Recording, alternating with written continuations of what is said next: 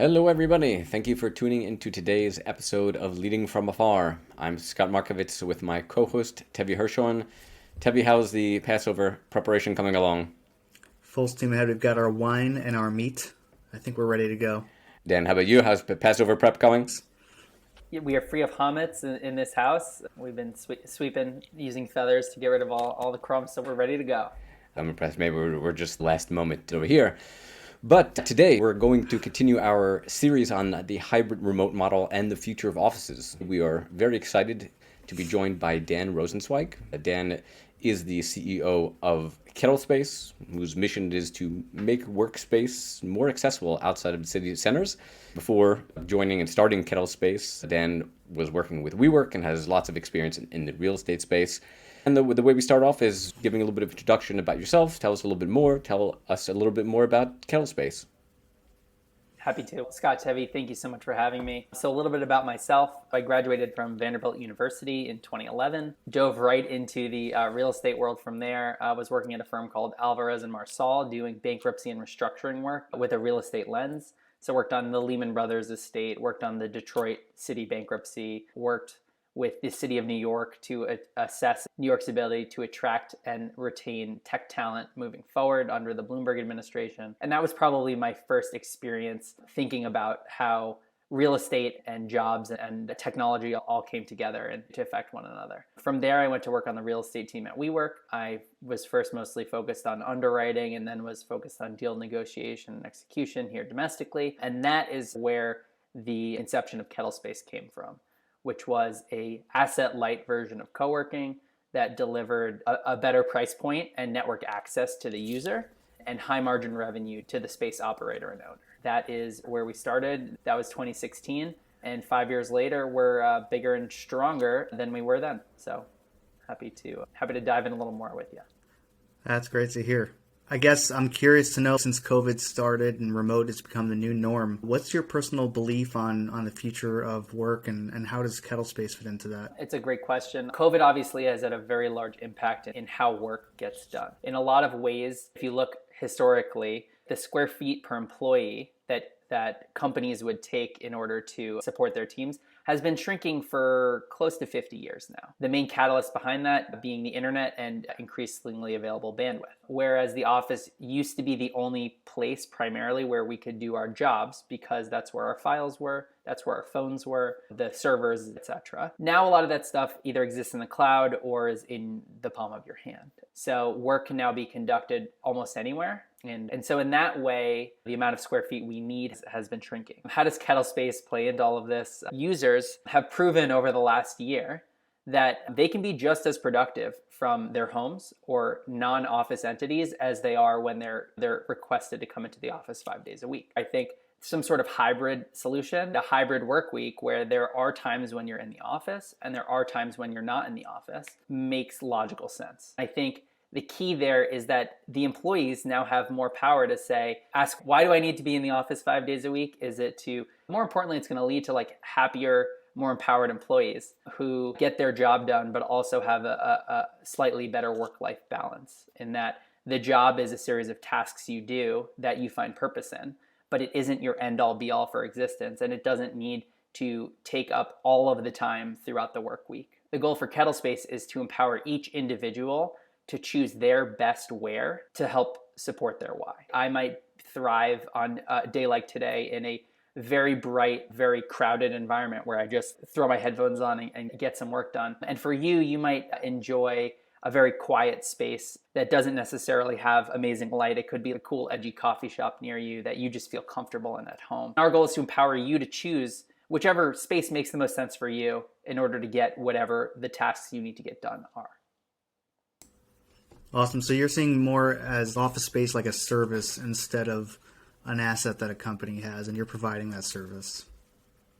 Yeah, I think office still has a role. I think it has just evolved. So if you had asked a year or two ago, what does the office serve? The office is a place to get work done. Now we've spoken to a number of business owners, academics, and folks in the real estate industry over the last year. If I were to summarize all of it down to one concept, people are saying that the office is where culture is built. And culture is a catch-all concept. A lot of that is built by just being around them physically and being able to joke or ask what they did on their weekends. I would say something that's missing in a remote fashion. When I say hybrid, I think that there are a few days a week, right? 1, 2, 3, depending on what your role is, that likely makes sense in an environment where you're physically surrounded by teammates. And it really varies by role, right? If you're in a very creative role and you're brainstorming all day, Miro is great. And there are a lot of digital tools that do their best to reproduce physically being around other people. But there's something special about ordering food and everyone's sitting around the table and just whiteboarding and brainstorming. Then maybe you're an engineer and you don't do as much of that work. You don't have to be next to the coder in order to do it. So for those types of roles,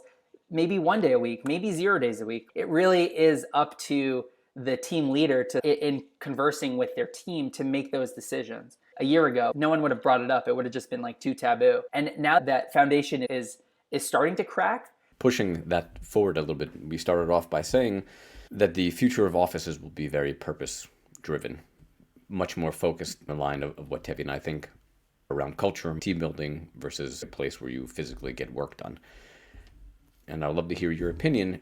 That should mean that the office needs to be redesigned, moving away from that work base of open offices, which again, all the data has told us doesn't work, maybe endless conference rooms, shared spaces, and maybe moving more towards a more collaborative design. So maybe smaller tables for more intimate conversations, maybe the resurrection of the idea of pool tables and ping pong tables being a place where you can have a team tournament or things like that. From what you're seeing and what you're talking with teams, what does the future of design of offices look like?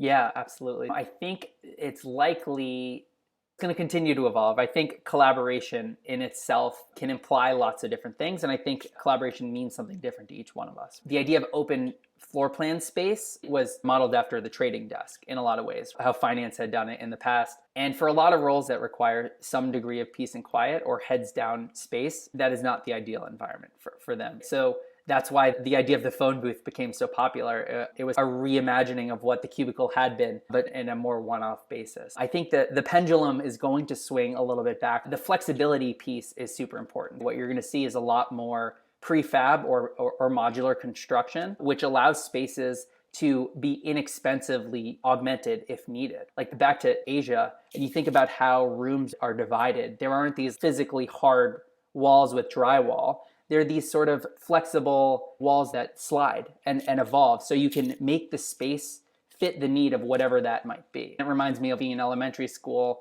In the gymnasium, they have those sort of accordion walls that allow the space to be a basketball court, or it could be smaller things for various uses. So I think the more flexible you can make your space, the better, because then you can make the space work for you as opposed to making a decision today that is going to have a large impact on how the space is going to be used for the next decade. In real estate, we always say highest and best use. Normally, from an owner standpoint, that means what's going to make the most money. But the truth is, it's like a form and function point. How can we make the space most functional for what our needs are? And I think collaboration is going to continue to evolve as technology evolves and as the needs of the organization evolve. So I love the ping pong table, not just that you can play ping pong on it and it's fun. You can also take a meeting around a ping pong table. That's the same idea as a Kettlespace. Originally, we started in restaurants that were closed during the day. And those same tables that people dined on were desks for people during the day. A quick answer to your question would be make space as flexible as you possibly can so that your team can program it on that day for what the main utility needs to be. Yeah, you've opened up quite a few questions that I have. I'll start with one and then hand it off to Tevi. For the companies that are looking back to the office, whether that's full-time in an office, whether it's a hybrid model, whatever that looks like, what are they looking at as a central office location? The old school model, everyone comes to one central location, this is where everyone is, or companies starting to look at micro offices where it's more spread out, and as people migrate away, they're having smaller spaces all spread out. Yeah, so I think you might call that like a hub and spoke model, right? Where you have your central hub and then you have spokes, which are in the suburbs or non-urban areas where people might live. The idea there is you recreate that quiet, productive environment that you can get in the office, but just bring it closer to the end user. So we're in a lot of conversations with larger enterprise employees. Primarily flexible arrangements, co-working and hybrid work was mostly for individuals and small teams prior to COVID. I think one of the changes we're seeing is that larger enterprises are now recognizing that it's likely here to stay in some form, and it's because their employees want it. And we're talking to a lot of companies around what hub and spoke might look like. You reduce the size of the hub a little bit with the anticipation that you're going to be spending a little bit on spokes that are closer to where employees live. So how do you know where they live? So what we do is we create a heat map and very quickly analyze the data. These are the zip codes where your employees live. Then we cross-reference that with our partner spaces, which are restaurants, hotels, and office buildings and vacant retail within those areas. We make recommendations as to whether they want those spaces to be private, right, in which only that company has access to those spaces, call it 7 days a week, or if they're willing to share with other companies and make those spaces available to others as well. You're just bringing the office closer to them so that they're saving time on commuting and maybe, avoiding rush hour traffic and all that good stuff. And at the same time, getting all the productivity that they would from your headquarters. That's interesting. I'm curious to know, what do you think the future of the urban environment will be if there is this migration and the headquarters spreading out to the suburbs or other states? How will that affect the design of the city? So I think it creates a lot of opportunities. Let's use New York as an example. I'm a New Yorker. I think what makes New York special isn't just the density, right? I think the density is part of it, but it's a hub of culture, whether it's the shows or the museums or the food and beverage. There's just a lot there. There's history. There's all kinds of good stuff there. If people start moving out of the city and spreading out a little bit, I don't know that you're going to lose all of that. I think that there's a certain hub of value. That's why statistically, New York City has the longest commute time of any city in the US. New York pulls from northern Connecticut, it pulls from southern Jersey, and it pulls from eastern Pennsylvania. So it really depends where you are in the country based on how large all the states are. But even a city like LA, which is just historically known for traffic, New York has a longer average commute time. So what are these opportunities? I think making cities more walkable. It's a European concept, but this sort of plaza environment where people can work and you can bike. There are shops and kiosks and all kinds of stuff that make the city amazing and really enjoyable for folks. If you are a Manhattanite and you are in the city during the summer, they would often close down Fifth Avenue from, call it near the park, all the way down to Midtown South, Union Square Park. Make it so you could cycle, you could run. It was a pedestrian thoroughfare during that period of time. In some ways, NYC could potentially lose some tax revenue if some people move away. But in doing so, as the laws of supply and demand dictate, other people who haven't lived in the city yet will come and fill that void. Maybe if I'm happier, I'll be better at my job. And maybe if I'm better at my job, I will ascend the ladder even higher. My income will increase. And by increasing my income, I'll spend more and therefore create a stronger local environment. Which brings me to my next point, which is to very easily support small businesses within your community. We all talk about our community. We want clean streets and we want safe schools, and we support our small businesses. This is the Kettlespace model, an easy, high margin revenue generator that allows them to monetize not just the food and beverage, but the environment that they've invested so much to create. The positive externalities are increased food and beverage sales, increased panache of being a space where people come to get work done, and ultimately, long-term, increasing the overall brand value. If you can find a way to make employees happier at a price point that meets their needs, that gives them time back, and also supports local businesses. Interesting. I want to combine two points that we just had spoken about earlier. One, that hub and spoke idea, and combined with the change of the urban development. As we've seen from COVID, many people are leaving San Francisco, leaving New York, moving out of the urban centers, moving out into the suburbs, moving out other places. There's obviously going to be a need for workspaces and co-working spaces and things like that outside of main cities. Who's really going to be winning in this space? WeWork is not going to build a space in White Plains, New York, or in Tulsa, Oklahoma. They're much more focused on the tier one places. This has opened the door to smaller market co-working spaces, one-off ones. Or potentially the bigger opportunity is something like a Kettlespace that uses underused spaces, bars, restaurants, things like that, that have an empty amount of time that would love to monetize on that.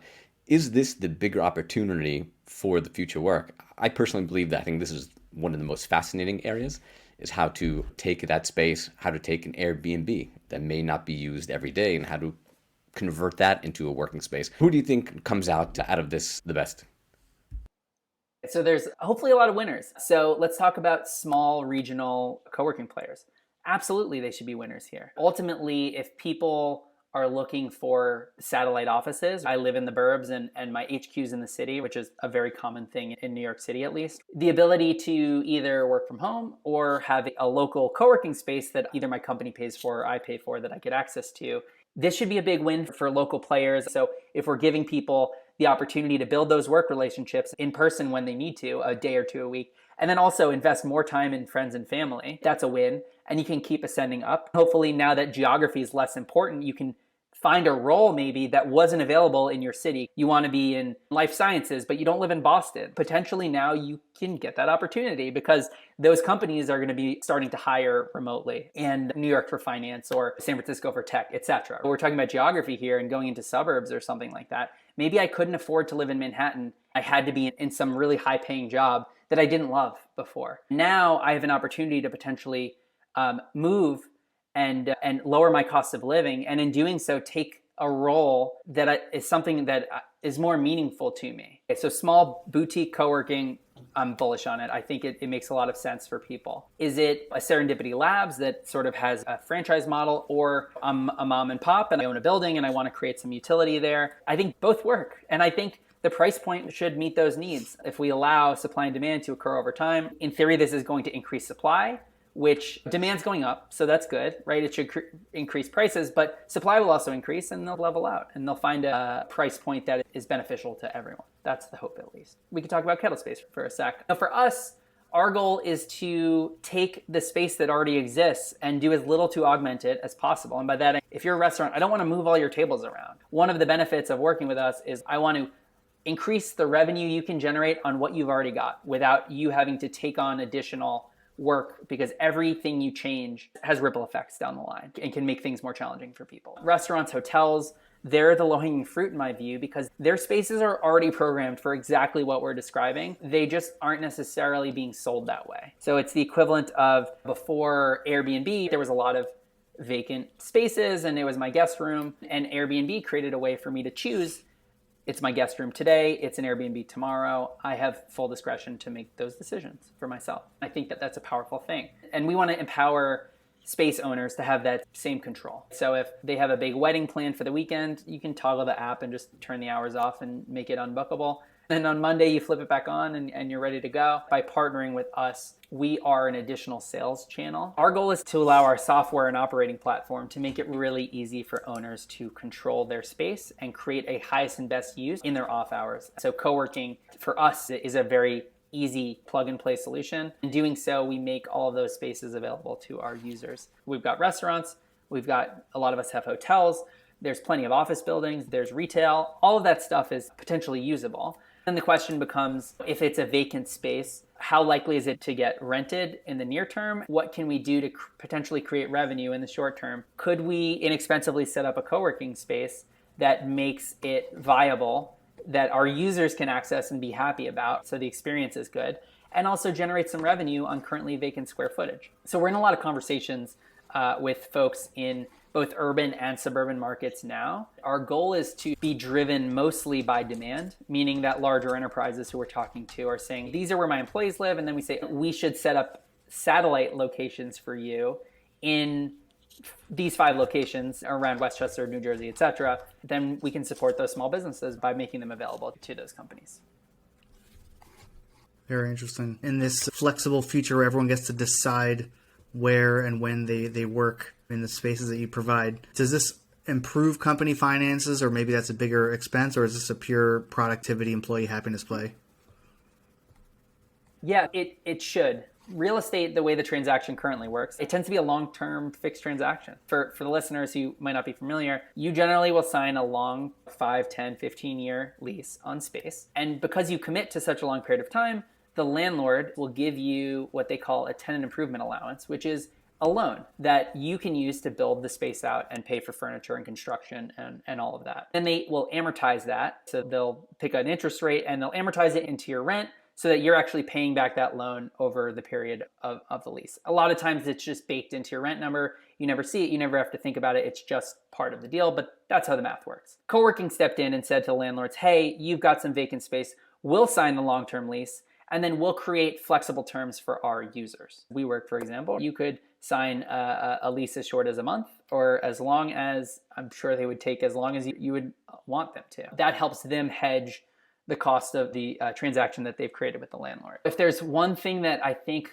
most owners are seeing now is that their tenants want more flexibility. When people say flexibility, they're generally talking about term length. They don't want to commit as long. If you were to put yourself in the shoes of an entrepreneur today, it's hard enough for me to predict what my company will look like 6 months from now, let alone 6 years from now. It makes sense that we want to create as much flexibility for ourselves as possible. If we can do that by decreasing our fixed liabilities, then that's a good thing, even if we have to pay a slight premium to get that flexibility. So with a shorter term, the total amount of cash out of pocket should decrease. Therefore, the liability to the company should decrease, which should be a net benefit to their balance sheet. The size of the overall deals is also decreasing, both in like width and depth. So that also benefits the balance sheet. On average, companies pay around $10,000 per employee for office space. Our average company membership runs around, for private space, it would be close to $500 or $600 per person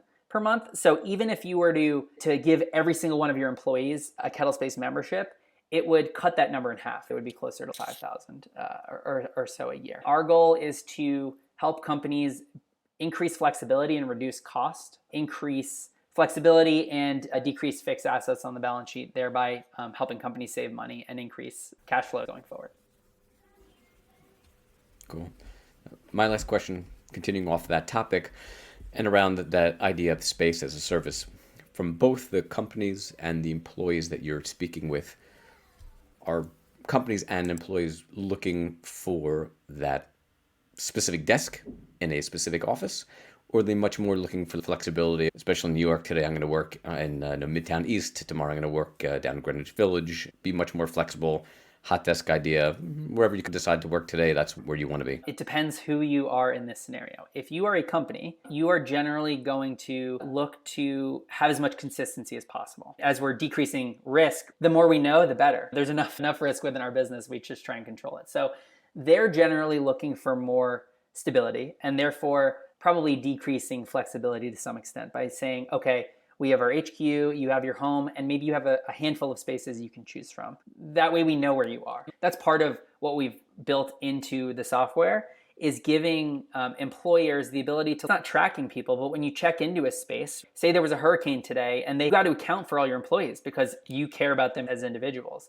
Today, you might not know where people are because it's a little bit loose. You can just be wherever you want, which I think is great. I want people to work from wherever they want. I just want the employer, if the government says, okay, are all your employees accounted for, to be able to say, okay, these 5 are in the office, these 5 are home, and these 3 are at a Kettlespace in Hoboken, something like that. So it allows the employer to know where people are on a daily basis. It doesn't track them. It's just, if you check into a space, they're like, oh, cool, I know where they are. If you're a user, I think you want to maximize flexibility, right? At least me personally, I like having choice. I like trying new things. Ultimately, over time, I'll probably go back to the same couple of spaces because I'll find what works for me. We as humans are creatures of habit. I like this seat at this time in this location because the lighting's like this. I found my flow state there in the past and I want to go back into that. But that doesn't mean I don't want the network to keep growing and my opportunities, say I'm traveling for work and I'm in Miami or somewhere. I want to be able to find